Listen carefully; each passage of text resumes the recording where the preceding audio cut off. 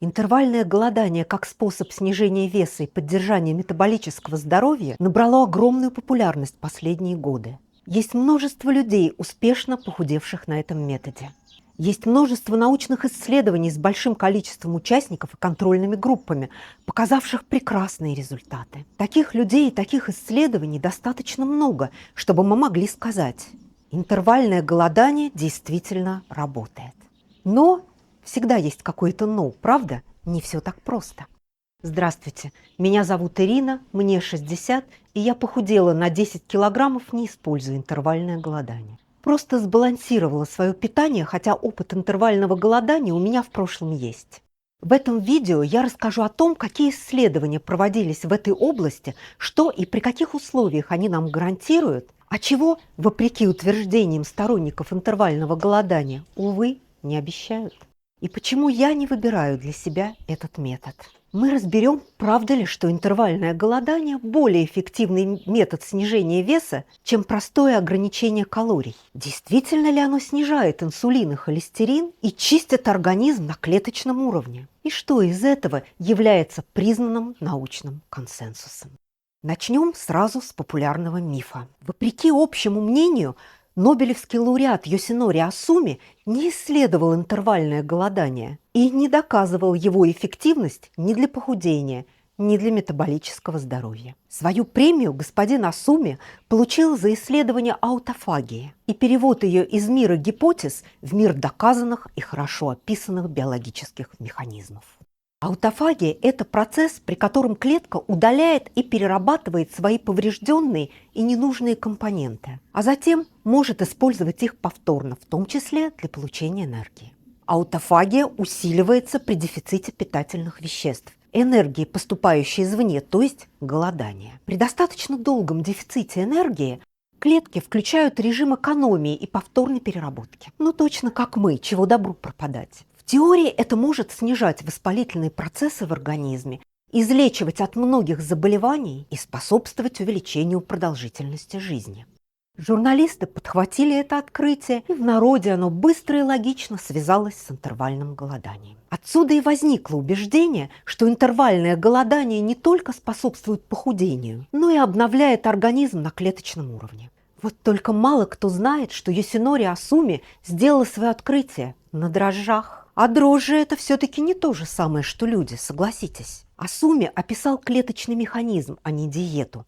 С тех пор прошло 10 лет. Аутофагию продолжают активно изучать на мышах. В том числе используя режим интервального голодания 16/8, то есть 8 часов окно питания и 16 часов голодания. Исследования показали, что такой режим действительно запускает у мышек аутофагию. И даже более того, некоторые эксперименты показали снижение воспалительных процессов в организме хвостатых, уменьшение риска возникновения опухолей, подавление метастазов, замедление прогрессирования нейродегенеративных заболеваний и увеличение продолжительности жизни.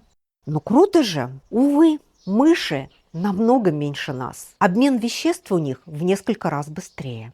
Другая физиология. Искусственные лабораторные условия. Да и 16 часов голода для них – это как для нас несколько дней. Можно было бы, конечно, решить, раз на мышах сработало, скорее всего, сработает и на мне. Я специально поискала. Есть огромное множество случаев, когда то, что работало на мышах, не работало на людях. Множество препаратов, которые прекрасно показали себя на грызунах, а при исследовании на людях не имели эффекта или даже наносили вред.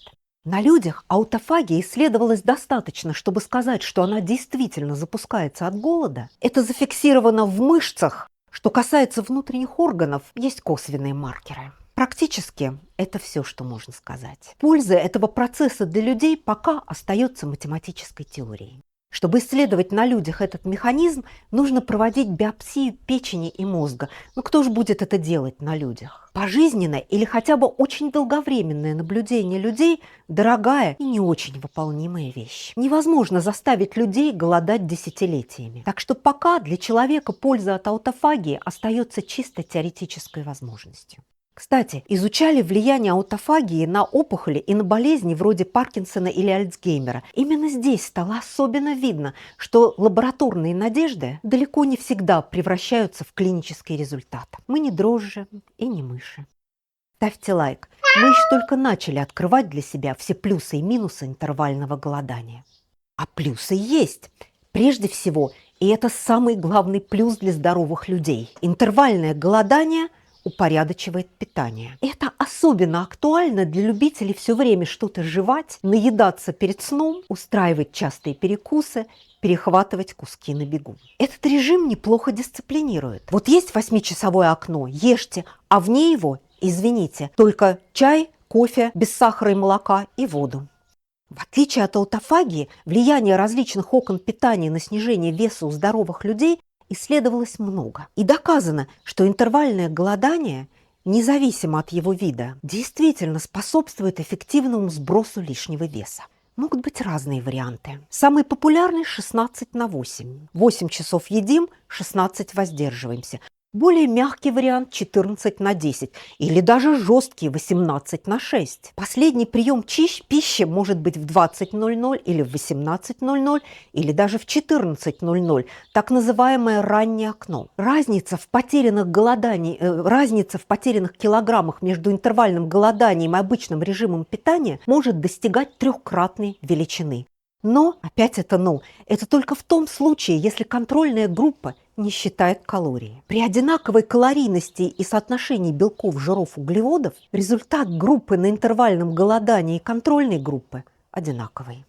Это хорошо показывает, что количество потребленных калорий важнее времени, когда они съедены. То есть интервальное голодание для здоровых людей – это способ контролировать калории без точных подсчетов. В ограниченное по времени окно сложнее много съесть. Вот мы и подошли к самому интересному. Инсулинорезистентность в менопаузе мешает худеть, а интервальное голодание способствует снижению и контролю инсулина. Следовательно, более быстрому похудению, чем простое ограничение калорий. Давайте разберем, что из этого истина, а что всего лишь популярное заблуждение. Инсулин в норме повышается после еды, даже если вы не ели быстрых углеводов. Инсулин помогает глюкозе проникнуть в клетки, где ее ждут. Но высокий инсулин мешает активно сжигать накопленный жир, что логично. Зачем тратить энергию на расщепление запасов, когда полно топлива из еды? Но если вы получили энергии меньше, чем потратили, топлива из еды организму все равно не хватит. Первые 2-4 часа организм будет в основном тратить поступившую глюкозу и гликоген из печени. Доля жира в этот период будет невысокой. По мере снижения инсулина и истощения запасов гликогена растет доля жира в обеспечении клеток энергией. Ночью, когда в норме инсулин низкий, а топливо из еды закончилось, жир тратится особенно активно. Но это не значит, что в другие периоды сжигание жира вообще не происходит. Просто растет доля жировых депо в энергообмене. Голодное окно в 16 часов продлевает период сжигания жира при дефиците калорий, но не настолько, чтобы ученые увидели разницу. Рандомизированные исследования, в которых ученые жестко отмеряли одинаковую порцию еды группе на интервальном голодании и контрольной группе, которая завтракала в 8 утра, а ужинала в 8 вечера. Так что единственным переменным фактором оставалось ограничение окна приема пищи. Так вот, эти исследования не показали значимой разницы в результате. Зато эксперимент, в котором никто еду жестко не отмерял, но одна группа ела с 8 до 8, а вторая только с 8 до 14, продемонстрировала разницу в 3 раза. Группа на интервальном голодании потеряла в среднем 4,2 килограмма, а контрольная группа всего 1,4. Жесткое окно помогало людям неосознанно съедать меньше. Из этого можно сделать вывод. Интервальное голодание – прекрасный способ контролировать калории без подсчетов. Но решающим является именно дефицит калорий, а не время их потребления и не длительность окна с низким уровнем инсулина. Подпишитесь на канал. Здесь только проверенная информация для тех, кто хочет похудеть, особенно для женщин в менопаузе. А вот кому, видимо, может немного помочь интервальное голодание, так это людям с повышенным сахаром и преддиабетом. Небольшие исследования показали, что интервальное голодание с последним приемом пищи в 14:00 сглаживало инсулиновые пики и снижало средний суточный уровень глюкозы в крови в сравнении с питанием с 8 утра до 8 вечера. Разница была не очень велика, но статистически значима, то есть показала тренд на улучшение. Но вот у здоровых людей, у которых инсулин и без того хорошо снижается до нормальных значений, значимых устойчивых изменений не было выявлено. Более того, исследования показали, что время последнего приема пищи для устойчивого суточного снижения уровня глюкозы важнее, чем жесткость окна приема пищи. Это связано с циркадными ритмами. В первой половине дня чувствительность к инсулину выше. А еще важнее снижение веса как таковое. Чем ниже вес, тем ниже значение по шкале инсулинорезистентности. Эндокринологи утверждают, что менопауза не равно инсулинорезистентность. Менопауза создает условия для повышения уровня инсулина, но реализуется это условие далеко не у всех женщин. Так что нет причины думать, что раз вы перешагнули определенный возрастной порог, инсулинорезистентность – это теперь ваша неизбежная реальность. То же самое с плохим холестерином. Раннее окно питания показало небольшое, но статистически значимое снижение у людей с повышенным холестерином. Учитывая серьезные риски, любые способы снизить его хоть немного приветствуются. Но как и с инсулином, время последнего приема пищи важнее жесткого окна. И эффект не настолько значим, чтобы заменить диету и статины. Так что не занимайтесь самолечением, сходите к врачу. Это были плюсы и мифы. Но наше расследование будет неполным без минусов и рисков. Если вы сторонник этого метода и видите в нем только одни плюсы для фигуры и для здоровья, напишите в комментариях. А мы продолжаем. Возможная польза для тех, кто имеет лишний вес, питается хаотично, склонен к поздним плотным ужинам и имеет метаболические нарушения, очевидно. Эта схема чаще всего помогает уменьшить калории, структурировать и контролировать питание, а также, возможно, немного улучшить кардиометаболические маркеры. Долгосрочных исследований именно на женщинах в менопаузе не проводилось, поэтому данных о долгосрочной пользе или вреде для нас недостаточно. Но отсутствие данных о вреде не равно доказанной безопасности. В небольшое окно питания сложнее поместить все необходимые макро- и микронутриенты. Поэтому есть риск, что женщинам на интервальном голодании будет недобирать белка и кальция, что критически важно для костей. Так что если окно приема пищи у вас ограничено, и особенно если вы успеваете поесть только 2 раза, обратите внимание, достаточно ли вы съедаете протеина и кальция. Также, учитывая саркопению и меньшую чувствительность, чем в молодости мышц к белку, диетологи рекомендуют распределять белок равномерно в течение дня. Слишком узкое окно питания, собирающее всю дневную норму протеина и оставляющее в остальное время мышцы голодать, может быть не лучшим решением.